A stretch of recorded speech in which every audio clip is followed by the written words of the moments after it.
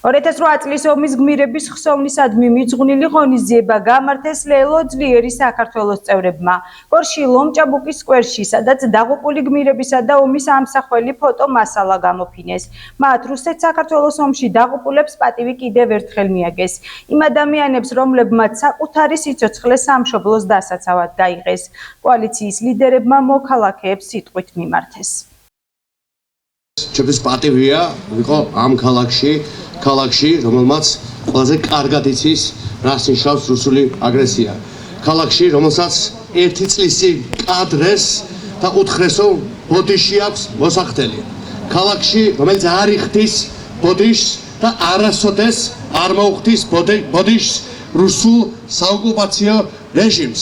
აი დღეს ვუყურებ ამ ფოტოებს, ამ გმირი ქართველებისა, ვინც ყველაზე მეტი საკუთარი სიცოცხლე დათმო ჩვენთვის, ჩვენ თავისუფლებისთვის და მახსენდება, რომ ყველაზე პირველი, ყველაზე მთავარი, ყველაზე ძირითადი, რაც მე როგორც მოქალაქეს, ჩვენ ყველას, როგორც მოქალაქეებს, მათთვის და მათი ხსოვნისთვის შეგვიძლია გავაკეთოთ, ეს არის ბრძოლა და ბრძოლა ისეთი ქართული სახელმწიფოსთვის, რომელსაც მათ შესწიეს თავი.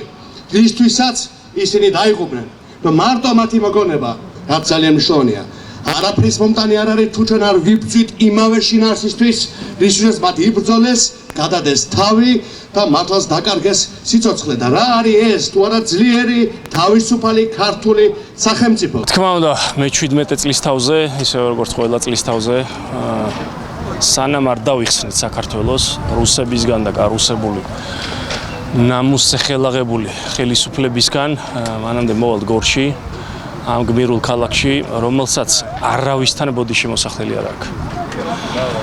მით უმეტეს მტრებთან, მით უმეტეს ოკუპანტებთან.